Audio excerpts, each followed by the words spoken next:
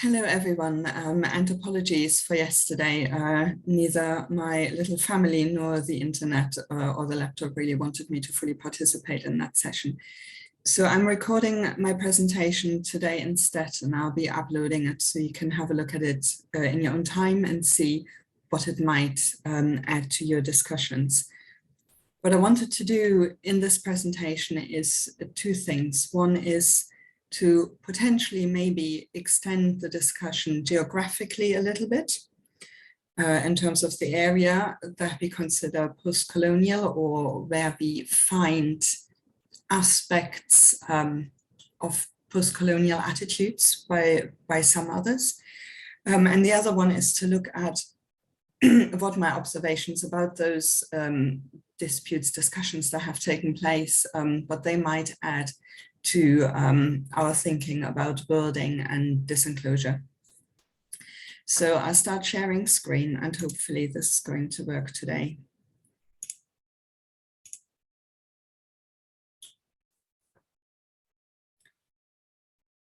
Slideshow. So what can the anthropology of post-socialism maybe tell us about the limits of building? There we are. So a little bit of context to make this easier to follow. Eastern Central Europe, or post-socialism, what I'm talking about is the area that used to be governed by state socialism until the late 1980s. So the Soviet Union and the countries of the Eastern Bloc. Prior to the fall of state socialism, there had been a very limited number of Euro-American anthropologists only going into that region. It wasn't very fashionable to do and wasn't very easy to get access either. There's a little bit of this reflection in Catherine Verdery's What Was Socialism and What Comes Next in the introduction. However, there were also scholars in those countries who were trained in what sometimes translated as ethnography, sometimes as ethnology, and often described as folklore studies. But they were looking at traditions, local customs, sometimes of minority ethnic groups in their home countries. This was of interest to the socialist states for a variety of reasons, but this was going on and they were trained in ethnography. They were using the kind of methods that anthropologists use, and in many ways,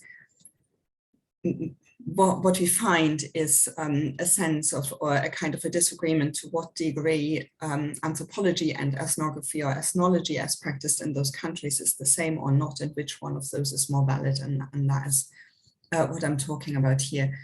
So a little bit more reflection on the situation and on the very early years where then with the fall of state socialism in the late 1980s and the fall of the borders between East and West, a growing number of anthropologists from the United States and from Europe were pouring into those countries in order to take advantage of the chance to study fast-paced sociocultural change firsthand. And was an understanding that this was a moment that was really, really worth capturing ethnographically. So you can read a little bit more if you want about that situation and how things unfolded in Laszlo Kurti's article from 1996 and also Mikhail Buchowski's article from 2014. But I want to move on a little bit about to the problems as they are continuing today. And I describe this briefly as a struggle of Eastern European scholars to be heard in the international academia or in the international anthropological scholarship, which is dominated by the English language, as we know.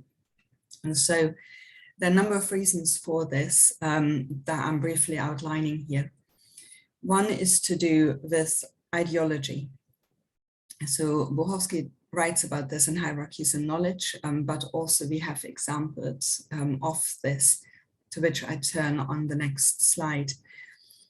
This is a concern that is apparent not only in these two examples, but also in some others, that those academics who were trained at state socialist universities that they were indoctrinated by socialist ideology and that therefore they are not producing the kind of anthropology that is of interest today, that is worthy reading, that is intellectually sophisticated enough.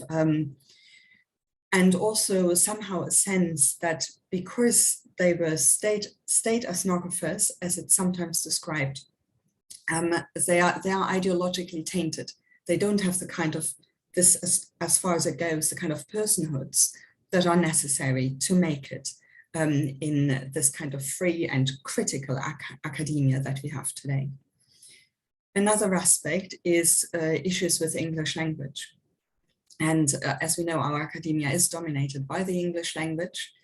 And for a lot of scholars, especially those who trained during the socialist period, there was very little English instruction in schools. This is quite tricky to get around. So they find it hard to get published in English and therefore to be read by this larger community of scholars. And also the third issue, all of which are to a degree, to my mind, structural or big issues, if you like, is lacking funding or disparities in funding between different universities. And the Eastern European universities have less money, so scholars are less able to travel to the big conferences. That makes them less well able to network, less well able to be exposed to occasions where English language is spoken by everybody and similar. And an example of all of this we find in an exchange between Michal Buchowski and Chris Hahn, to which I turn on the next page. I have made these points in teaching for decades. I only found out very recently, a decade and a half, only found out very recently that actually Chris Hahn puts all of this in writing in a published article, and I didn't actually have to, explain this all myself to my students. So that is quite exciting. And so in 2004, Buchowski wrote a critical article on hierarchies in knowledge, arguing that Eastern European scholars and their scholarships, their theorizing, is ignored by Anglophone scholars, is not read, is not taken seriously by anybody, only because they're from Eastern Central Europe. Now, Hahn responded to this in a response that wasn't asked for. This wasn't an article where responses were invited. He just sent his response to the journal and it was published. Chris Hahn is the long-standing director of the Max Planck Institute for Social Anthropology in Germany. He is a renowned scholar in the field of post-socialism. He is a British scholar, so born and educated in the UK and then went to Germany, so a native speaker as well. Michal Buchowski is a professor at a university in Poland, Mikołajs University in Poland. And so I also have the sense in my mind of this big Max Planck Institute and the little Mikołajs University. If you think about those differences, disparities in universities and institutions. So Hahn explained that if Buchowski and other local scholars wish to be as widely read as some of the outsiders, then they need to put in the field time, write monographs of equivalent depth and sophistication. So first problem, the intellectual aspects of the work is not interesting enough. Secondly, please try to arrange for English language editing by a native speaker. Language problems. And then anthropologists might also take advantage of post-socialist freedoms to embark on anthropological projects outside their home countries. So criticism, direct criticism of doing anthropology at home or native anthropology, which remains, I come to that on another slide. Another example is that of an edited volume by Halpern and Kiedecker on Yugoslavia, or the conflict in the former Yugoslavia, which was published in 2000. This predated by a special issue of articles coming out of the same conference, also edited by Halpern and Kiedecker. And two native ethnographers had written in about those select collections of articles and had criticized them on a number of different grounds. One of them was Dunja Rittmann. So in this introduction to the edited volume, they go through these criticisms, engage with them, but then at the end, they both essentially conclude that really this is just an example of the tortured ambiguities that are central to the Yugoslav conflict. So the criticism of a fellow scholar becomes treated as data, as further ethnographic data in the end, rather than as an intervention, if you like. And maybe I'm a little bit harsh. This is one of the examples that I use with my students in more depth. But I find that it makes me uncomfortable. I find that somewhat problematic. So, what does this do when we treat scholarly criticism as data, and why does that keep happening to anthropologists at home? Because that's what it does. And this is part of the ambiguity of being a native academic for anthropology. So there's a third example. This is not on the slide, and I wanted to add this because it is much more recent. And in some ways clearer, in particular on these ideological concerns that I mentioned earlier. So this is a student of mine, Diana from Kazakhstan. She had done her MA at Newcastle with me as supervisors, and a few years later returned wanting to do a PhD. She had funding from the Kazakh government. It's called Bolashak, the committee that awards these grants. This was the PhD. She was interested in discourses of nation building in Kazakhstan. As the Kazakh government keeps going through projects, new projects, another new project and another new project of building the new nation, the Kazakh nation, trying to create a national identity.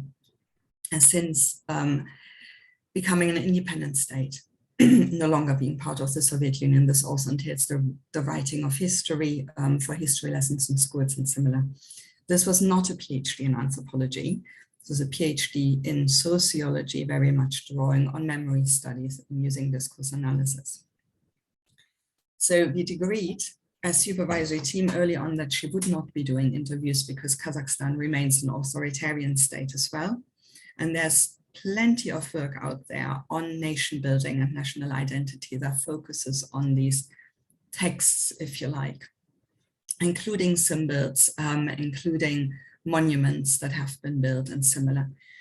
So she wrote this PhD, and again, English language was a problem as it is for students who are not native speakers. But she wrote the PhD, she submitted, it was a good PhD in our opinion. The internal and the external examiner did not think so. They felt that it was not critical enough. And they asked her to write an additional chapter involving empirical research, so doing interviews. But what really got me is when we were sitting in the evening with the external examiner at dinner, and I have to say I nearly hit the roof, and she was not an anthropologist, she's not at this event. She explained that she knows students who are funded by Bolashak grants. She has met them plenty of times, she supervised them. They're all indoctrinated. They all completely buy into the ideology and this discourse. And that is all what Diana had done in the examiner's opinion. She was just regurgitating the discourse and embracing it. Now, of course, if you analyze or interpret a nation building discourse, then to a large degree, you will be stating what it is that those actors are trying to achieve, right, with their symbolism. That is what Diana was doing. She wasn't saying that it was the right thing or that she loved it or anything like that, but that is how it was read. So she had been indoctrinated because she was funded by Bolashak.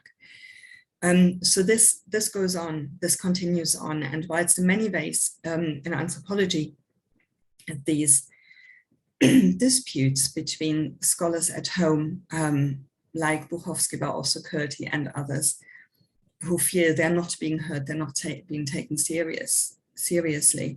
This is partly a generational problem. And there's a large group of much younger scholars who are not facing quite the same difficulties, but they are facing another conundrum to which I come in a moment. Some of this is also carrying on, and I think we need to be aware of that. So this is the conundrum then to which I come. And this was clear when I was running a conference in Newcastle as far back as 2008. What happened at that point was that local universities in Eastern Central Europe, rather than continuing with ethnology or ethnography, were developing American-style anthropology courses and degree programs. And they were asking young scholars who'd done their PhD or their postdoc in the UK or in Europe, in the United States, they were asking those very young scholars when they returned home to develop those degree programs. As I spoke with some of them. And this is what I see also when I look across the landscape at universities and at conferences. So if all these problems exist, so while you need to make it as a native scholar from Eastern Central Europe in Anglophone academia, you need to really learn the language and you need to develop the networks. And that means then that you need to come to Europe or to the United States for a period of time, so for postdoc or a PhD program or both. But what then are we asking those young people to do? Is this the kind of building that we want? We're asking students to become cosmopolitan scholars who are leaving their home and their families. And I know for some that is the right choice. For me, that worked okay, but it is also hard and it's not right for everybody. And maybe it shouldn't have to be like that. And then they leave home and family to join the academic precariat, right? So is that what is being produced through these existing structural limitations, these power dynamics that are at play around the English language, around ideological concerns, and around disparities between universities? And are they then still remaining second-rate academics given those disparities in university funding? Better at English, but still unable then to go to big university conferences. Okay. So having said all this, I want to just draw your attention to one aspect here that some of you might have on your minds at this point. I just want to point in that direction. But first, the added complication, of course, I only briefly touched on are the politics of doing anthropology at home or native anthropology. Those two terms used to mean something slightly different. They're used today interchangeably, which is fine with me. Sometimes it seems that's no longer an epistemological conundrum for anthropology, that anthropologists no longer have to study simply others. But as we see with Chris Hunn, as recent as 2005, which is recent-ish, there are still some scholars for whom this difference matters and who do not take anthropology at home quite as seriously, or who feel that you at least can't do theorizing doing anthropology at home. That's kind of somehow second rate. So I think we need to keep this in mind at the back of our minds, this problem. And of course, there's a lot of politics around whether you reveal yourself as a native anthropologist or not, at what point you play the native card, and those kinds of things. So then a final point, just as a brief aside, there are authors who've written about or try to think about parallels and similarity between post-colonialism and post-socialism, and who've tried to create a discussion between these two fields in order to, find synergies and develop ideas.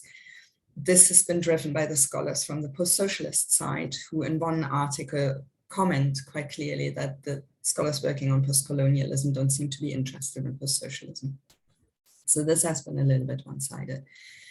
Now, who exactly is the colonial actor in post-socialism is seen differently by different authors. So for Verdery and Chari, this is Russia, who built the Soviet Union and therefore colonized the countries in the Soviet Union and the Eastern Bloc. For most other authors, so Savinkova and Janovska, for example, it is about the West colonizing the East since the fall of state socialism.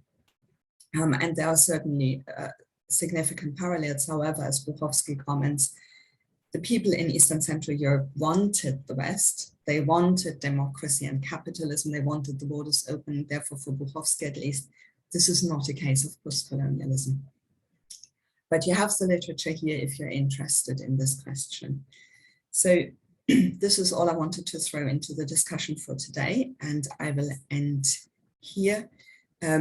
Yes, I unfortunately won't be able to attend the last few sessions due to childcare conundrums. If you want to email me with questions, then that's fine. Thank you very much for your time. And I will come out of this view and see if I can switch off recording.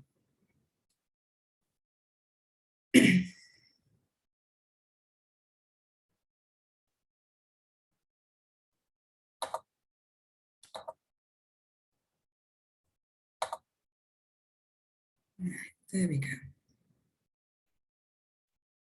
Bye.